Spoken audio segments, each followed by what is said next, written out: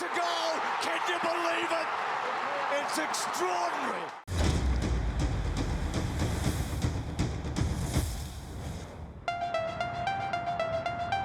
Obviously on the footy field I'm strong and aggressive, and probably off the field I'm a bit of a softer soul. My goal will just be, as it is every year, go out there and play your best and just strive to be better and be a better teammate, be a better player. I'm very passionate, and once you taste a little bit of success, you certainly want more of it. And you just want to play a strong brand of footy, obviously bigger body. That's pretty much what the game's about, is winning the contest. So if you can base your game around that, you're on your way. And while we're in here, train hard. Yeah, you find little things throughout your career that work for you, and it's always good to find new things as well. But yeah, usually you got your little routine through the week, which works well.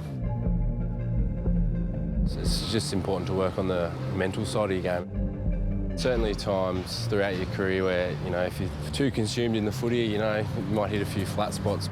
Just always learning those things off the field to keep your mind primed. And I like to keep a journal and just be grateful every day and appreciate everything you've got. That certainly helps you as you keep a positive mind and live a good life. Tigers have been very, very good.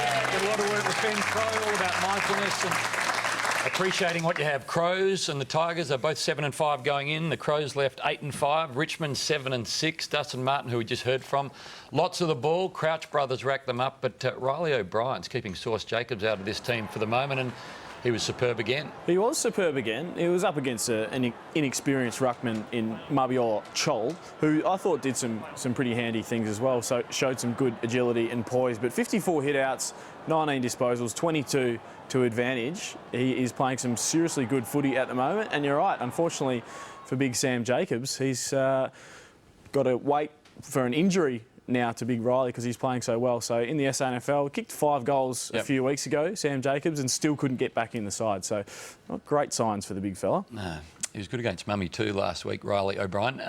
Eddie Betts, please, as my English teacher used to say, discuss. Discuss. Which pocket does he prefer? He doesn't care, is the answer. They're both his pockets. They're both his pockets. How good was his goal last week? I loved that one. But last week's was outstanding. Yeah, it's like every week he just wants to better the goal. Like he's probably got 3 or 4 Goal of the Year nominations already. It's ridiculous. Well, I think he should start centering him though. Bring his team. Yeah, back. selfish. Really selfish stuff. I think. Like Steve-O does. Sydney Stack, he marvelled like the rest of the footy world did at what he was seeing. They'd been fueling each other all night, giving each other a bit of lip in a sort of good fashion, in good spirit, and then he said, "You're not going to score one of those good goals tonight," and he did, and Eddie said, "I told you I would." I reckon that was one of the best moments of the year so far. Oh, it was fantastic, the high five. I loved it, and I think most people did. It was only a couple of people who thought it maybe shouldn't be done, but I think that's good sportsmanship, and the fact that they had so much banter throughout the game was brilliant. How much Eddie Betts is enough? That's just never. So we're just going to show you both pockets. His sort of career best of. It's like when Elton John puts out his best of, you just enjoy it all. Well, actually you don't, because you're probably too young, Isaac. Rocket Man. Rocket Man. Tell me your favourite from the left, because I reckon, we're not going to see the left.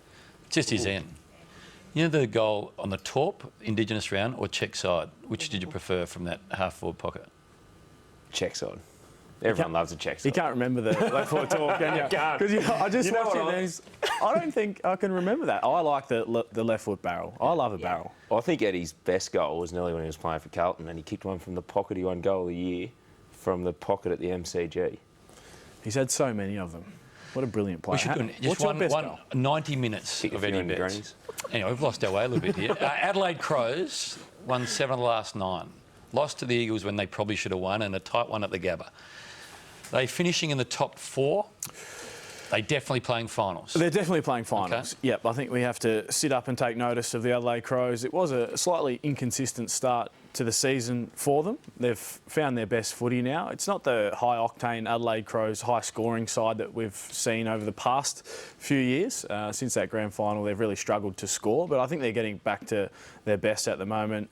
Taylor Walker starting to find some form. Josh Jenkins, we saw, was magnificent. Unfortunately, got injured late in the game. So the forward line is starting to function really well, and their midfield is getting plenty of the footy, led by Brad and Matt Crouch. Tigers are 7-6. They've had a pretty rocky sort of 3 weeks.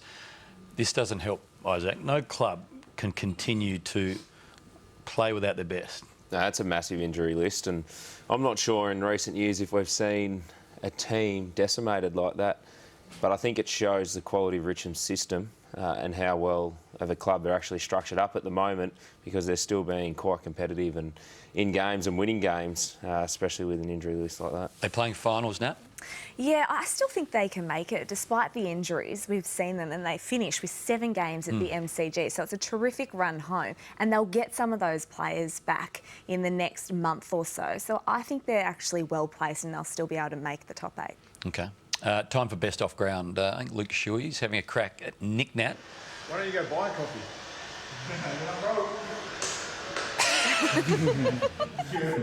Stop getting the free coffee. Free coffees, mate. Oh, mate, how's things? Life good? Life's great, mate.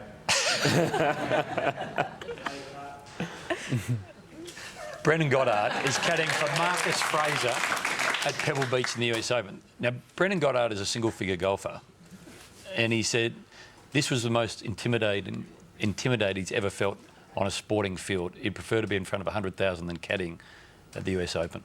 How cool is that, though? It's unbelievable. What do you have to do as a caddy nowadays? Because they've got the range finders. They're basically, the job is done for you. So Well, unless what's Brendan doing? He's just on a junket. I don't think you're allowed to take a rangefinder onto a professional tournament, I wouldn't have thought. Really? Yeah. Jordan Why not? Spieth had a massive crack at his caddy. didn't he? this How good morning. was that? He hit 2 balls. He said, I hit them both perfectly. You gave me the wrong club, Michael, and walked off. High Brendan. pressure. And now, Hayden Ballantyne. Good footballer. He's not the jockey, he's the trainer. He had his first win as a trainer during the week at Belmont. Few of the Fremantle players are involved in the Horse Mankind. Not a bad performance, is it, to go from footballer to horse trainer and get a winner in the city?